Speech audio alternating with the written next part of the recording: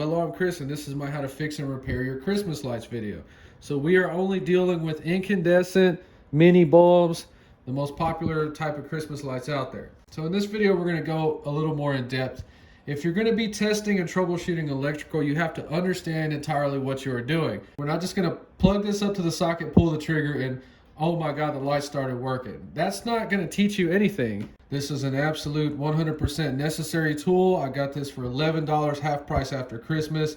These can go for up to $30. You have to have this tool if you want to be successful with your incandescent light repair. This has a special shunt repair feature that I will explain to you in depth so you know what is happening when you pull that trigger. So a repair on these light sets can be as simple as 1 minute, but if you have a neglected set like this one, we'll show footage of the worst case scenario where it was neglected and almost all the lights get burned out. We're going to explain why that happens and how it happens. So before you start this project, keep in mind how much a replacement set costs. I got this after Christmas for $6. It has 300 lights. The section right there is only 100, and I spent over an hour repairing that one. So we know right off the bat that if these were on the house or wrapped around trees, a better bet would be just to replace them. But these came off a pre-lit Christmas tree, and they can be very, very difficult to remove.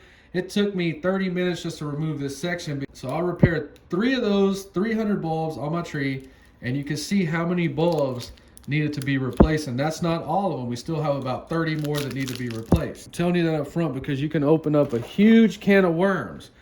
But with this tool, I'm going to show you how we can fix even the worst case scenario. So let's go ahead and plug this in and see what happens. And this is not a staged video. I had these working yesterday and now all of a sudden they're not, so we need to fix them. So let's go through a real quick repair so you can see how it goes down before we start explaining everything, drawing wire diagrams and going in detail. Okay, so you just get your tool like this. So I'm pretty sure somebody used this and returned it. So it has a voltage detector right here that's gonna chirp. So you're just kind of going down the line, trying to find when it stops. So we already don't have it right here. You're gonna go down the other side? Okay. Okay, so everything I'm about to talk about right now, we're gonna explain in this video. You have voltage coming in on only one side. Right here, we just trace it down. Do not touch that wire. I've seen videos where people are grabbing it with their hands. Don't do that. So if we got hot on that side, we have neutral on this side, and you notice we don't have any voltage present, meaning that the break is somewhere down there. Remember, we're coming down, looking for this to stop beeping. Okay, it stopped right there. There, nothing. So the first thing you do is kind of jiggle the light set.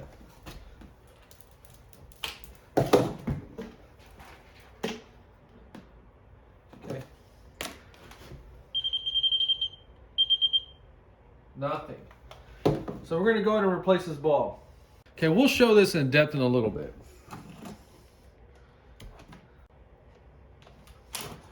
Okay, so it did not fix it, so we just keep trying.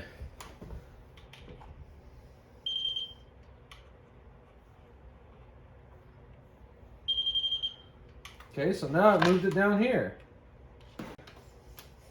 So then we're going to try to repair the shunts. We'll explain this in a little bit.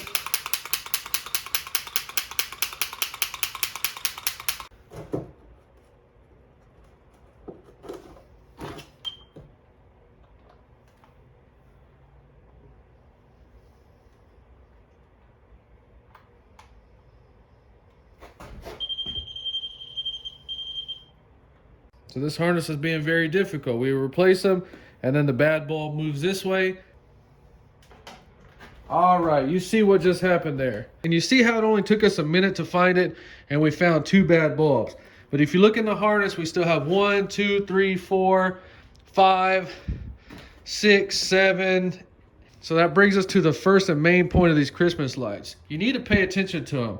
And if you see one burn out like that, you need to change it as quick as possible, because if you don't, it can possibly burn out the whole freaking strand like it did on this one. This thing has about 40 bulbs replaced out of 100, and we still got about 10 or 20 left. So let's go ahead and show how to change a bulb out. Okay, so these 300 lights were actually purchased to repair the 1350 on my tree. So on our new bulbs, Let's take one out. So on the Lightkeeper Pro, there's a bulb tester right here, but I broke mine because these are too big and I jammed it in there thinking they were all the same. They are not. Okay, so if you're taking these bulbs out, never pull it out straight. Get your fingernail under there when you pull it out. These were easy to get out. These are very difficult to get out. This tool right here, if you have one, works great. Still kind of hard to do. So the old bulb doesn't matter, just pull it out. So take a good look at the way this bulb is. It's got these two little wires. So don't pull the new bulb out. Get the wires like that, straight as you can. Then pull it out. It doesn't matter which way it goes, but it's very important that you wrap those as straight as you can. Or bend them over as straight as you can. Okay, and that's it. Just plug it back in as tight as you can. So you see how easy that was? Let me go ahead and replace all the bad bulbs. So that is a worst case scenario. Using this tool right here, I was able to find all these bad bulbs. And I am going to explain to you how come so many were burned out. So the first thing you have to understand is the power coming from the breaker box. We have black wires on this side. They're hot. And notice on the plug, we have a small plug hole for the black wires. On this side, we have a bigger one, and we have white neutral wires. So on this toaster plug, we have a big prong and a little prong. Remember, the black is on the right with the little prong, white on the neutral with the big prong. So AC power travels in both directions. It doesn't matter, but just showing you that the little one is hot.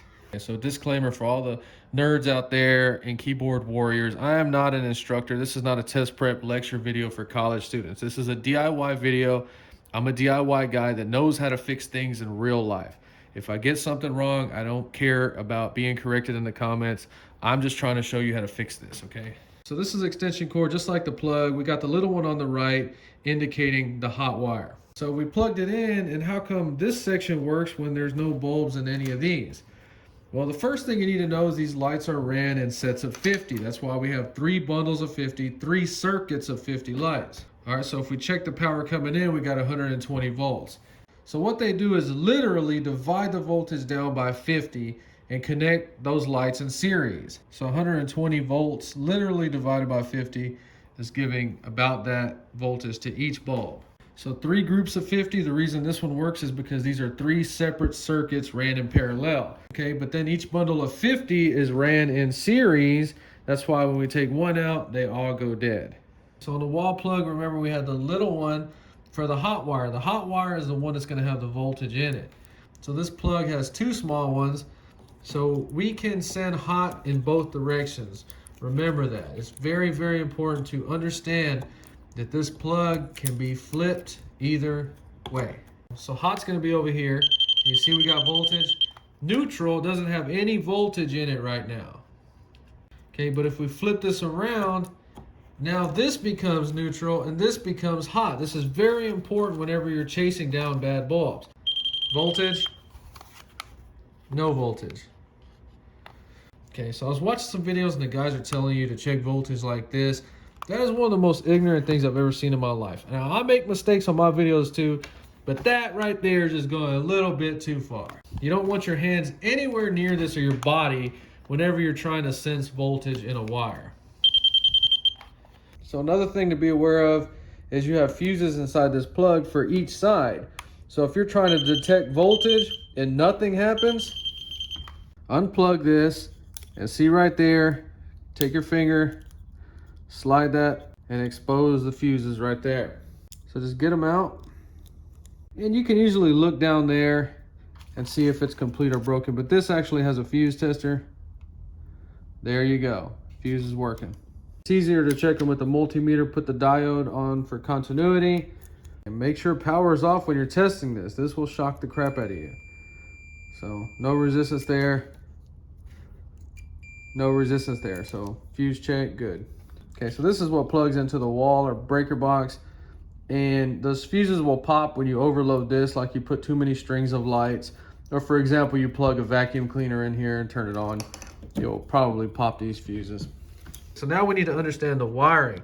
So remember, we can flip this, black can be switched to either side.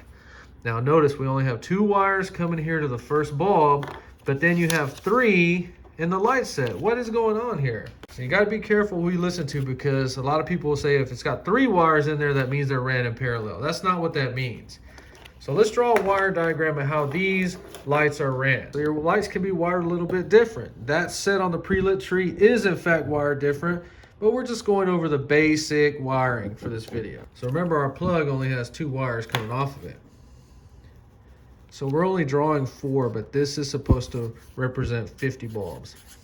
So I was looking for wiring diagrams on the internet, and I honestly don't think there's one correct wiring diagram on Google showing you how to wire these lights up. So the bulb housings are going to have 2 contacts per bulb. And the 2 contacts are pressed against those wires. So what they do is run the hot wire straight to the first bulb in the set of 50. And then they run the neutral wire to the last bulb in the set of 50. So then they split that voltage down by running them in series. And this is how running series looks. So you see what the mini bulb is. When we take it out of this, it's just a bulb with 2 little wires hanging out. And the little zigzag on the top is the filament right here. So I want you to look very close on top of that bubble. You'll see what looks like some little shiny silver wire like spider web. That is the shunt. So here's another bulb, filament, and the shunt is more visible. Okay, so on this bulb, we got the shunt looking good, but the filament is burned in half. So we got the little wires going into the bulb, and if everything is good, the shunt will be wrapped around like that, looking perfect, and then the filament will visibly be intact. So in the second situation, we have a bad bulb and the filament is broken, but we still have this shunt right here. Like I said, you don't have to have a meter to fix the lights. We're just trying to show exactly what's going on. So we got a brand new bulb, we got it on resistance. Let's see what kind of resistance that filament has. So if you start testing a bunch of them, you'll get an average of about 2.2 ohms. So we got hot coming in right there, lights the bulb up, goes through here. Now our filament's blown out, but it goes through this shunt. Those little wires wrapped around is supposed to have the same amount of resistance as the filament, so it just continues your circuit like nothing ever happened. This is where a lot of problems occur, right here in the shunt. So now we have the bulb with the bad filament. Let's check the resistance on that shunt. And this is the perfect example. It's not doing anything. Clearly, it is wrapped around both of them, so it should be doing something, right? So let's look at another burn bulb and see what happens. Okay, so the obvious burn bulb, 0.4. This is another problem. And now we have 0.4 ohms of resistance. So now I'm trying to find a burn bulb that has the correct amount of resistance in the shunt. Okay, a little bit better. So this one has more resistance than the bulb. So situation 3 had more resistance in the shunt than the bulb was supposed to have. So one of the bulbs didn't have any readings. So the filament's bad and the shunt is bad. So now let's talk about why it's so important to monitor your light set and change bulbs as quick as you can if you see them. So this is the ideal situation. This is a bad bulb. It's not lit up. It has the right resistance or close to it. So we just change that one out. No big deal. That's easy. This right here is when the whole 50 goes out and now you're looking for the bad bulb. So this right here is your worst case situation. We have a light that's burned out. We don't notice it.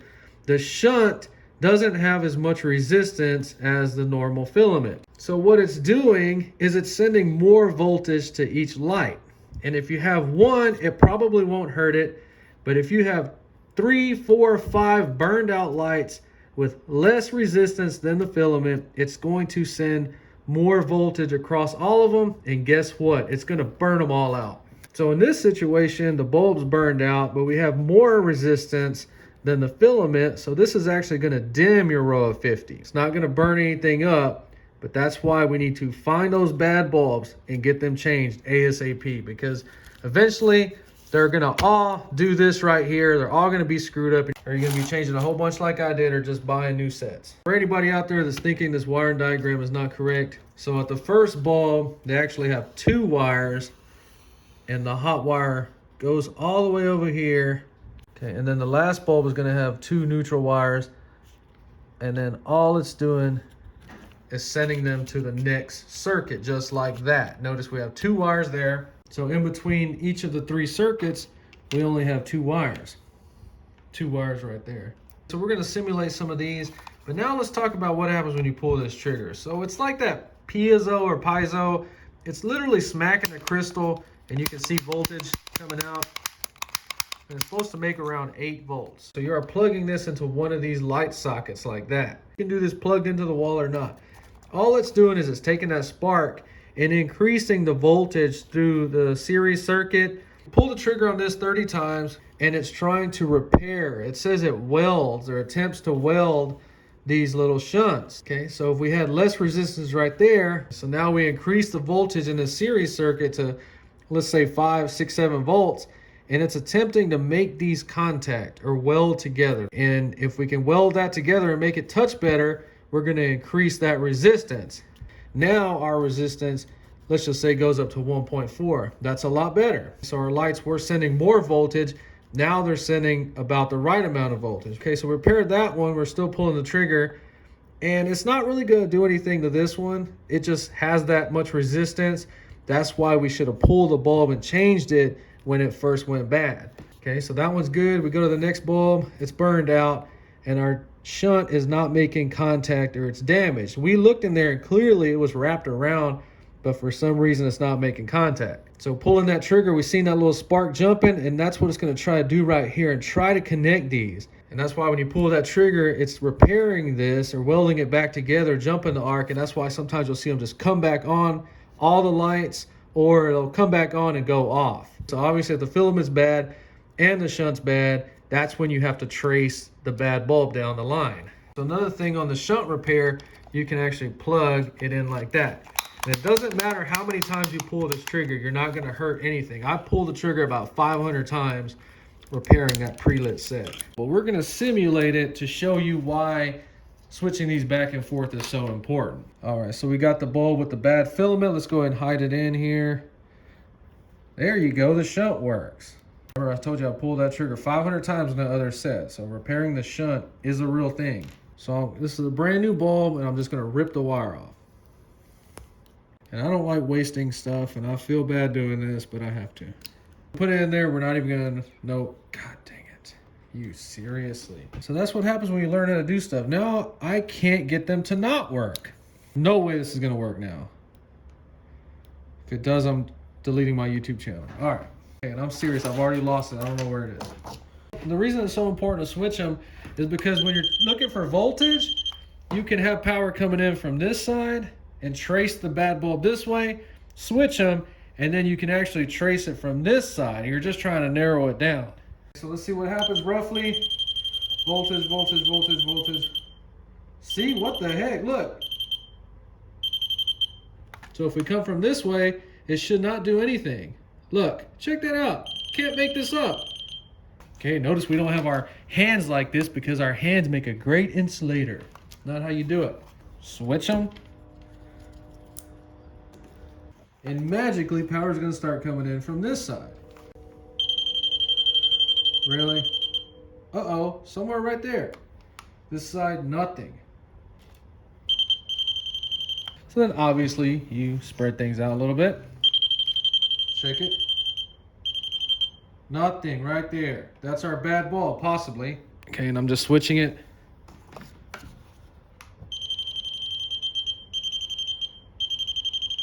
What the heck? So one of these two. What's going on right here? So we narrowed it down to these two. Pull the bulb out. Remember, my tester's broke. Test it. This one looks good. This has to be the staged bulb, and it is the staged bulb. And I am sorry I destroyed a good bulb, but that's how we learn. When you're trying to figure this out, it can take days to have the aha moment. It took me about 6 hours, 3 days, 2 hours after work each, messing with this for hours and hours trying to figure out what in the world is going on here. And then I finally did. That's why I made this video to share with you. Okay, so that's it for this video. Feel free to ask me whatever you want. Correct me with whatever you want. This is my first time at 36 years old getting into Christmas lights. And I promise you, I am 100% confident Not scared of these things at all. So if you enjoyed this video, please like and subscribe, and thanks for watching.